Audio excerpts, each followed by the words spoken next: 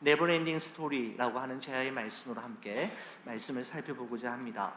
여러분, 누가는 성령의 감동하심을 따라 신약 성경 27권 중에 2권을 기록합니다. 바로 누가복음과 사도행전입니다. 여러분, 첫 번째 책인 누가복음이 예수님의 3년 동안의 공생의 사역과 그가 전하였던 복음의 내용에 초점을 맞추고 있다면, 사도행전의 말씀은 예수님께서 승천하신 이후 약 30년 동안 예수님께서 전하시고 뿌리신 그 복음의 씨앗이 마침내 어떤 열매를 거두게 되었는지에 대한 기록이 바로 사도행전의 말씀이라고 할 수가 있습니다. 여러분, 특별히 사도행전의 가장 중심이 되는 성경 구절을 꼽는다면 사도행전 1장 8절의 말씀일 겁니다. 우리 같이 한번 읽어주시겠습니까? 오직 성령이 너희에게 임하시면 너희가 권능을 받고 예루살렘과 온 유대와 사마리아와 땅끝까지 이르러 내 증인이 되리라 하시니라. 아멘. 그렇습니다. 이 말씀을 중심으로 해서 여러분, 사도행전은 크게 두 부분으로 나눌 수가 있는데, 여러분, 첫 번째 부분은 사도행전 1장에서 12장입니다. 바로 오순절 성령 강림 이후에 사도 베드로를 중심으로 초대 예루살렘 교회가 세워지게 되고, 본토 예루살렘을 시작으로 해서 온 유대와 사마리아에 이르기까지 복음이 전해지게 되며, 그 복음이 전해지는 곳에는 어떤 일들이 일어나게 되었는가에 대한 기록이 바로 전반부인 1장에서 12장까지의 내용이라고 할 수가 있죠. 여러분, 후반부는 13장부터 28장까지 이렇게 보통 정하게 되는데, 사도 바울을 중심으로 하여 이방 땅에 세워진 첫 번째 교회 안디옥 교회가 예루살렘과 온 유대와 사마리아의 울타리와 경계선을 넘어서 그리스도의 복음을 어떻게 땅끝까지 로마에까지 전하게 되었는지에 대한 기록이 기록으로 구성이 되어 있습니다. 여러분, 특별히 사도행전 27장과 28장의 말씀은 사도행전의 마지막 결론이라고 이렇게 말씀드릴 수가 있는데, 우리가 지난 주일날 살펴보았습니다만 사도행전 27장은 사도 바울이 로마에 이르기까지의 험난했던 그 여정을 항해 일지의 형식으로 기록했지 않습니까? 여러분, 그렇다면 사도행전 28장은 로마에 도착한 사도 바울의 마지막 행적을 기록하고 있는 말씀이라고 할 수가 있는 것이죠. 가이사랴 항구를 떠나 제국의 심장부인 로마로 향하던 사도 바울과 276명의 승객을 태운 알렉산드리아호는 지중해 바다를 건너는 도중에 유례없는 유라굴로 광풍을 만나게 됩니다. 지중해 바다에 대해서만큼은 어느 누구보다도 잘 알고 있었고 전문가이었을 뿐만 아니라 오랜 항해 경험과 임기응변에 능숙능란했던 선장과 선원들이 배의 키를 잡고 있었지만, 거대한 광풍 앞에서 이 모든 것들은 무용지물에 불과했습니다. 고육지책에도 불구하고 알렉산드리아호는 도무지 갈피를 잡지를 못했고, 원래 가려고 했던 항로를 멀리 벗어나 점점 더 지중해 한복판으로 빨려 들어가게 되었지요. 해도 달도 보이지 않는 칠흑 같은 어둠이 무려 14일 동안 계속되었노라고 성경은 우리에게 증언하고 있습니다. 여러분, 결국 그 알렉산드리아 배는 파선이 되어서 산산조각이 되어버렸지만, 하나님의 극적인 개입하심으로 말미암아 배에 승선했던 276명의 모든 사람들은 아무도 죽지 않고 구사일생으로 멜리데라고 하는 섬에 상륙하게 됩니다.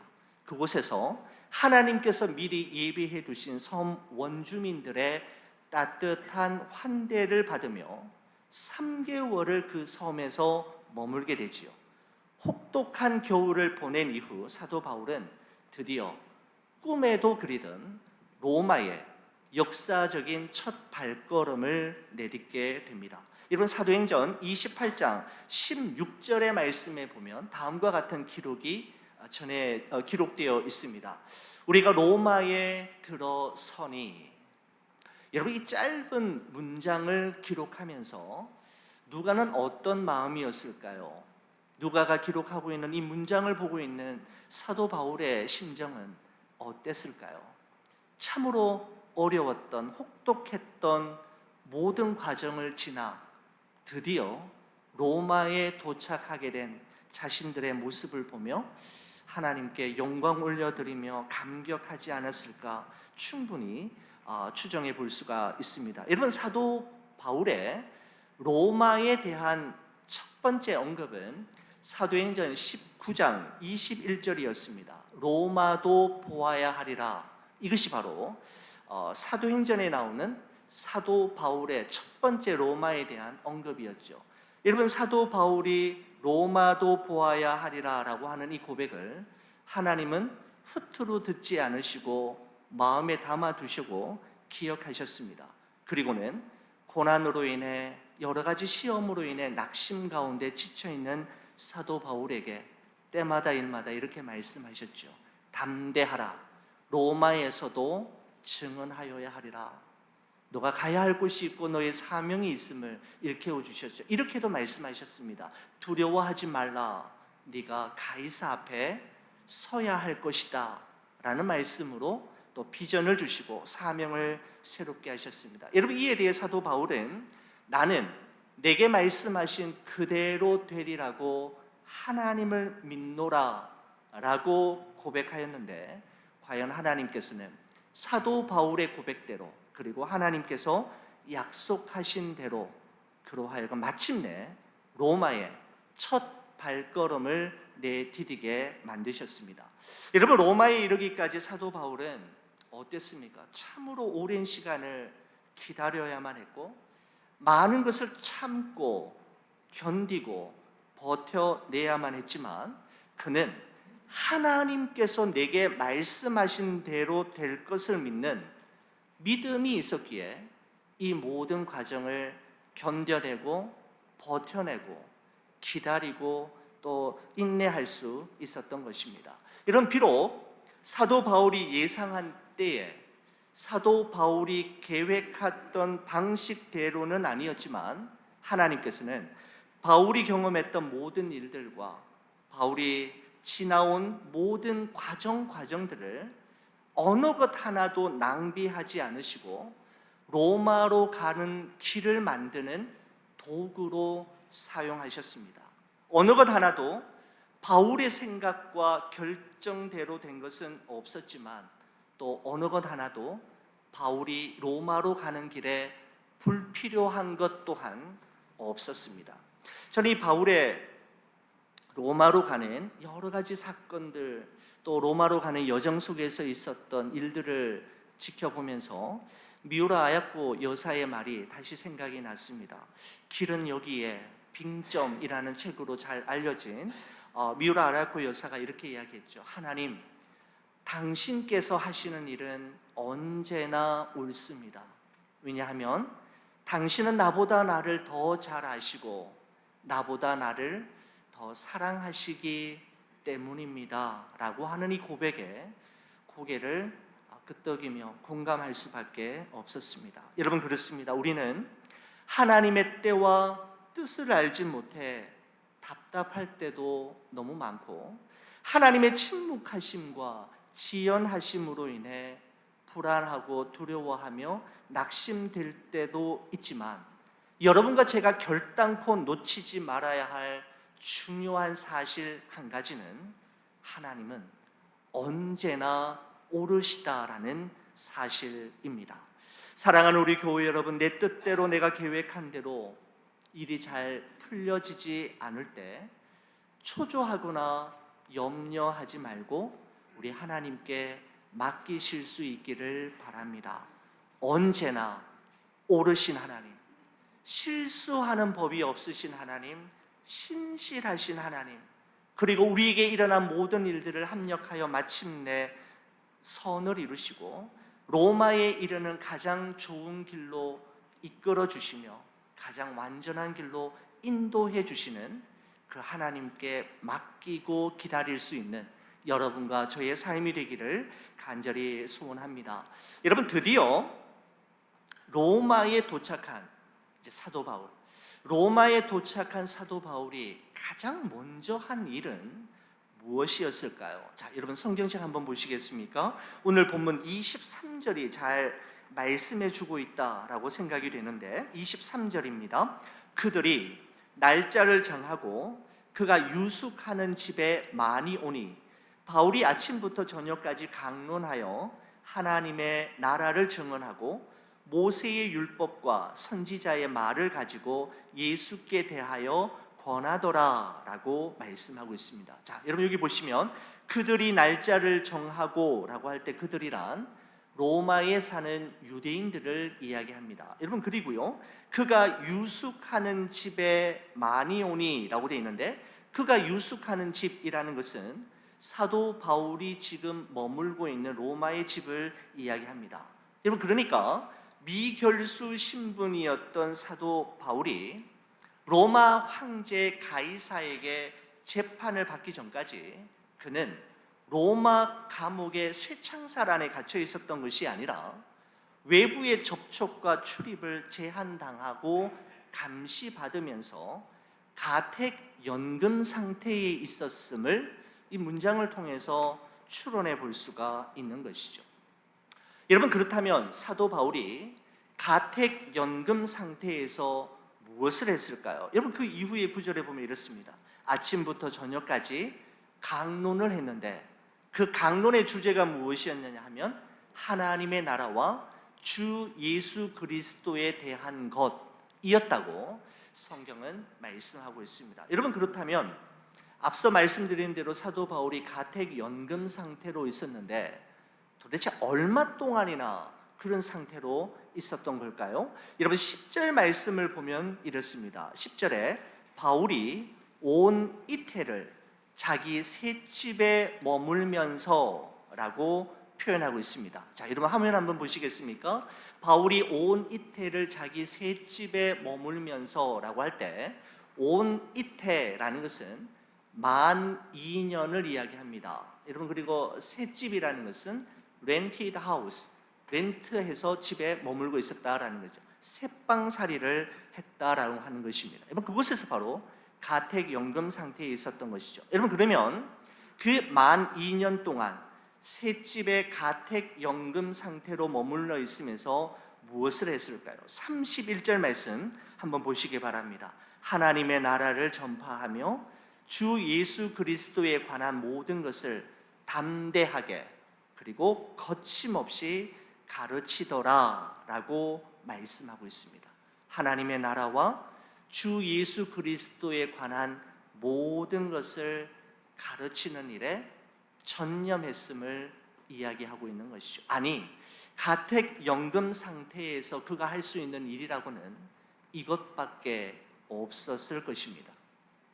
여러분, 하지만 사도 바울이 재판을 앞두고 있는 미결수 신분으로 가택연금 상태에서 조그마한 새방에서 아주 미미하게 시작되어진 하나님의 나라와 주 예수 그리스도에 관한 모든 것을 배우는 이 바로 성경 공부 모임이 250여 년의 세월이 지난 후 로마를 복음으로 정복하고 유럽의 문명과 운명을 바꾸어 놓는 결정적인 모임이 되리라고는 어느 누구도 상상조차 하지 못했을 것입니다. 여러분, 사도 바울이 로마의 첫 발걸음을 내디딘 후 250여 년의 세월이 흐른 AD 313년에 로마 황제 콘스탄티누스 1세는 밀라노 칙령을 이야기하고 기독교를 로마의 공식적인 국교로 인정하는 생각지도 못했던 일이 일어나고 말았던 것이죠. 그 시작이 어디였느냐? 저는 그 기원이 여기에서부터 시작이 되었다라고 생각이 됩니다. 셋집에서 꼼짝달싹하지 못하며 제한을 당하며 오는 사람들 중심으로 하나님의 말씀을 전하는데, 예수 그리스도에 관한 것과 하나님의 나라를 전했던 그 미미해 보였던 그 작은 일이 마침내 로마의 운명을, 그리고 유럽의 문명을 바꾸어 놓는 놀라운 결과물로 나타나게 되었다라는 것이죠. 여러분, 참 하나님이 행하시는 일이 참으로 신비하고 경이롭지 않습니까? 여러분, 사도 바울이 이 작은 셋집에서 2년 동안 머물면서 행했던 또 하나의 일이 있었는데요. 여러분, 성경학자들은 바로 이 시기에 사도 바울이 옥중서신을 기록했다라고 이야기하고 있습니다. 에베소서, 빌립보서, 골로새서, 빌레몬서는 어디에서, 언제, 어떤 상황에서 기록되었는지 우리가 알 수 있는 것이죠. 여러분, 사도 바울이 어떤 사람이었습니까? 정말 외향적인 사람이었지 않습니까? 돌아다니는 거 좋아하고 사람 만나는 거 즐겨하고 외부 활동이 너무너무 많은 사람이었지 않습니까? 여러분, 그래서 이 사도 바울의 이러한 성향을 하나님께서 사용하셔서 제1차, 2차, 3차 선교 여행을 가능케 했고, 가는 사람마다 복음을 전하고 제자로 세우며 또 교회를 세우는 일에 쓰임받게 하셨지 않습니까? 여러분, 이런 사도 바울에게 2년 동안의 가택연금 상태가, 그 가택연금의 시간이 주어지지 않았다면 아마 옥중서신은 이 세상에 태어나지 못했을 것입니다. 정말 하나님이 행하시는 일이 놀랍고 참 경이롭지 않습니까? 하나님은 사도 바울의 단 한순간도 낭비하지 않으시고 하나님의 뜻을 이루시는 모든 기회로 사용하셨던 것을 볼 수가 있습니다. 여러분, AD 70년경 로마의 디도 장군이 이끄는 세계 최강의 로마 군이 예루살렘 성과 성벽을 돌 위에 돌 하나 남기지 않을 정도로 완전히 파괴해버리고 불태워 버립니다.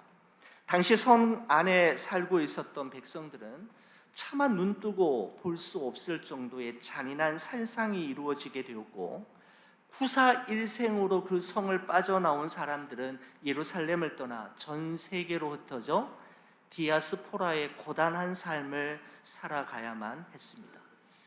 절망밖에 없었죠. 소망의 빛이라고는 어느 곳에서도 찾아볼 수 없는 이와 같은 상황 속에서 유대인들의 정신적 지주로 불려졌던 벤 자카이라고 하는 랍비가 로마 사령관을 찾아가서 부탁 한 가지를 하게 됩니다. 지금부터 우리는, 그리고 우리 백성들은 당신이 말하는 것은 다 따를 테이니 랍비 10명이 머물 수 있는 작은 새방 하나 주십시오. 방 한 칸을 마련해 주십시오라고 요청을 합니다. 로마 사령관은 이제부터는 자신의 말을 순순히 따르겠다라고 하는 조건 하에 새방 조그마한 한 칸을 내어 주었는데, 벤 자카이를 비롯한 10명의 랍비들은 이 조그마한 방 안에서 20년 동안 한결같이 한 일에 집중하게 되는데, 바로 그 일은 탈무드를 집필하는 것이었습니다. 세상의 모든 것이 다 사라지고 다 파괴되고 다 빼앗겨도 하나님의 말씀인 성경과 믿음의 선배들이 우리에게 전해주었던 하나님을 경외하는 지혜의 글만큼은 영원할 거라는 사실을 이 랍비들은 믿었고, 절망 가운데 있는 우리 백성들에게 희망을 주고 다음 세대를 세우는 길은 바로 이것뿐이다 라고 그들은 판단하였고, 새방 하나를 부탁했고 그곳에서 탈무드를 집필하기 시작했던 것이죠.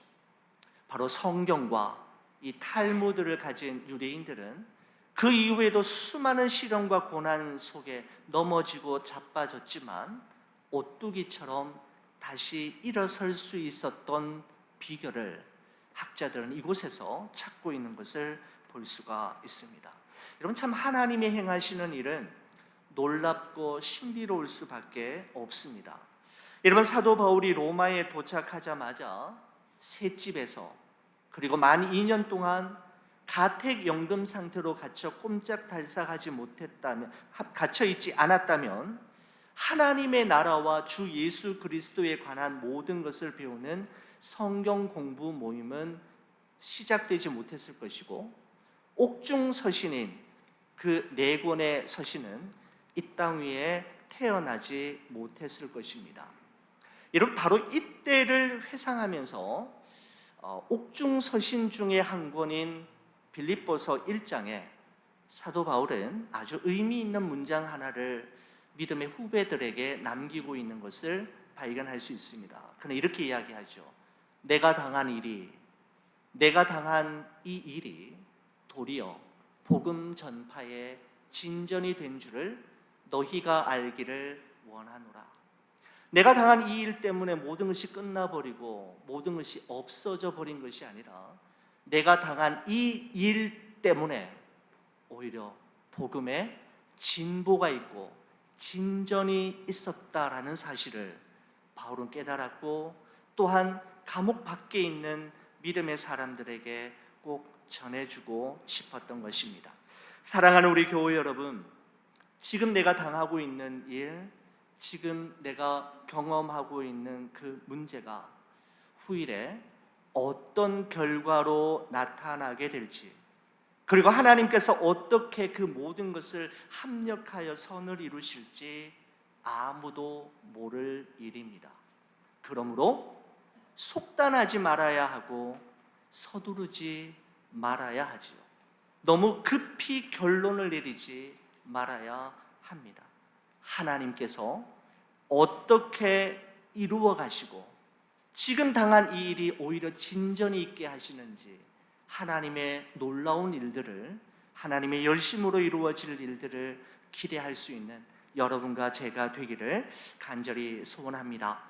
여러분, 사도행전의 마지막 두 절, 30절, 31절 말씀이지 않습니까? 여러분, 저는 이 말씀을 읽으면서 사도행전이 너무 시시하게 끝난다라는 생각을 떨쳐버릴 수 없었습니다. 오히려 아무런 결론도 없이 미완성된 책으로 너무 이렇게 끝나버리는 것이 아쉽다라는 생각을 하게 되는 것이죠. 여러분, 한번 보시겠습니까? 이런 문장으로 이 사도행전이 끝이 납니다. 바울이 온 이태를 자기 셋집에 머물면서 자기에게 오는 사람을 다 영접하고 하나님 나라를 전파하며 주 예수 그리스도에 관한 모든 것을 담대하게 거침없이 가르치더라라고 말씀하고 있습니다. 아니요, 어쩌면 대단하죠.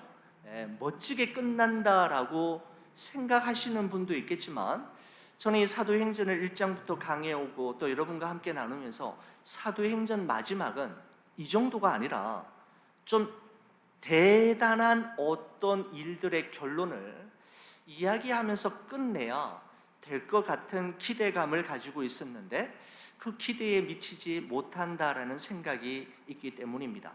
이번 사도행전의 저자인 누가는 사도 바울이 로마에 이르기까지의 숱한 여정의 역경에 대해서는 너무나도 많은 분량을 할애하면서 기록하였음에도 불구하고, 정작 이제 사도 바울이 드디어 꿈에도 그리던 로마에 도착한 이후의 이야기에 대해서는 자세하게 기록하지 않고 어설프게 끝마치고 있다라는 점이 저는 좀 아쉬웠다라고 하는 것입니다. 예를 들어서 바울이 드디어 로마 황제 가이사에게 가서 복음을 담대하게 전하고 기적도 일으키고 또 재판을 받는 장면이나 그 이후에 로마가 기독교에 어떻게 전파되었는지에 대해 기록을 했다면 정말 사도행전이 멋지게 더 많은 사람들에게 읽혀질 거라고 생각이 되는데, 1년에 이런 기사들은 모두 다 생략한 채 바울이 그저 죄수의 몸으로 가택연금 상태에서 2년 동안 그저 자기에게 오는 사람들 한 명 한 명에게 하나님의 나라와 그리스도에 대한 모든 것을 가르쳤다, 전파했다라고 하는 것으로 끝나는 게 너무 아쉽다라는 것이죠. 여러분, 그렇다면 왜 누가는 사도행전의 마지막을 이와 같은 기록으로 마무리 지었던 걸까요? 여러분, 신학적으로 이것을 오픈 엔딩이라고 이야기합니다.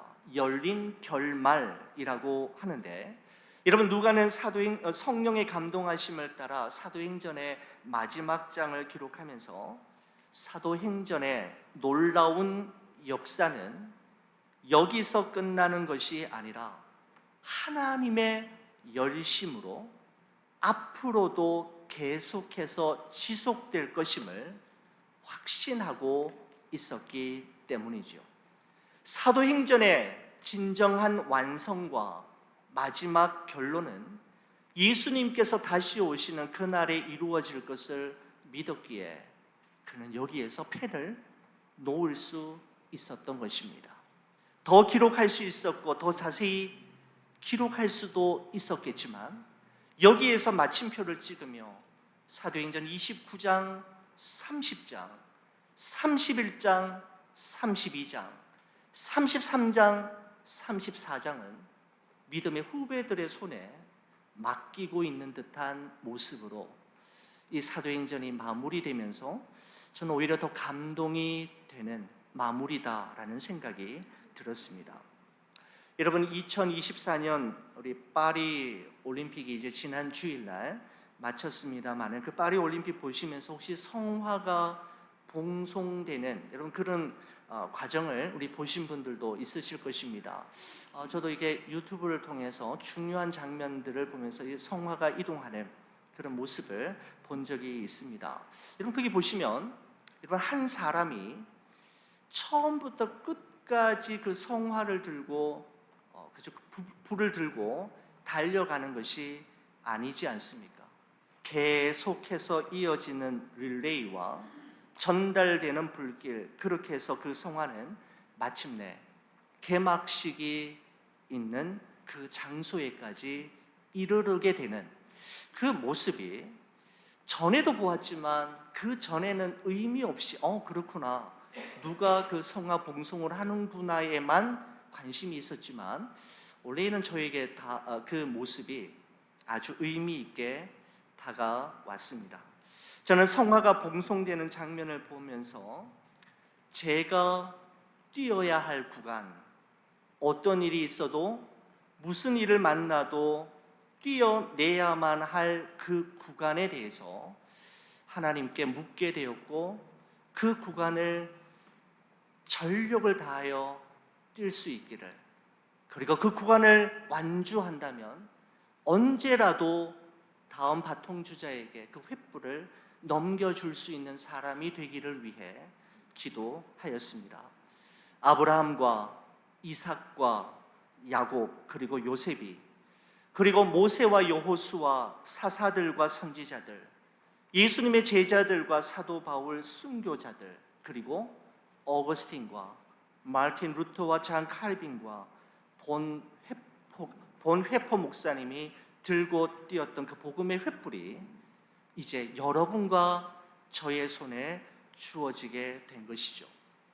그 복음의 횃불을 이어받은 여러분과 저의 사명은 우리가 뛰어야만 할 그 구간을 선로를 이탈하지 않고 완주해내는 것, 완주하는 것으로, 내가 완주하는 것으로 끝나는 것이 아니라 다음 세대에게 그 횃불과 바통을 무사히 잘 전달하는 것, 바로 그것이 우리 좋은 비전 교회가 해야 할 일이며 존재할 이유이고 여러분과 저의 남은 마지막 소명이자 사명이라는 생각이 들었습니다.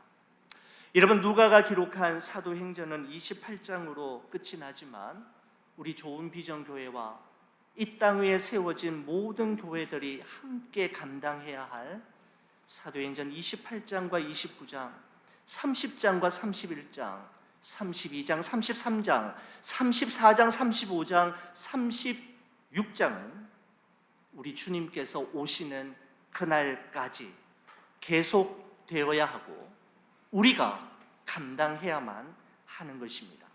물이 바다를 덮음같이 여호와의 영광이 온 세상 가득한 그날까지 신앙의 경주자로 복음의 증인으로 살아가는 여러분과 제가 되기를 주의 이름으로 간절히 축원을 드립니다. 기도하시겠습니다. 하나님 고맙습니다. 2024년이 시작되며 1월에 시작되었던 우리 사도행전 강해가 오늘 28번째 말씀으로 우리 성도들과 함께 나누며 이제 마무리를 짓고자 합니다. 사도행전은 28장으로 끝이 나지만 그 이후에 기록하고 씌워져야 할 29장, 30장, 31장은 우리의 손에 주님께서 맡겨주셨는데 하나님께서 맡겨주신 이 소명과 사명을 잘 감당해내는 저희 모두가 되게 하여 주옵소서. 우리가 뛰어내야만 할 그 구간을 선로를 이탈하지 않고 믿음의 주여 또 온전케 하시는 이이신 주님 바라보며 완주하게 하시고 우리가 완주하는 것으로 끝나는 것이 아니라 다음 세대에게 그 복음의 횃불을 잘 전달하고 물러날 수 있는 우리 좋은 비전 교회 1세대들이 되게 하여 주시옵소서. 물이 바다 덮음같이 여호와의 영광이 온 세계에 가득할 그날까지 주의 복음의 증인으로 사도행전의 저자로 살아가기를 소원하오며 예수 그리스도의 이름으로 기도 올리옵나이다. 아멘. 우리 모두 자리에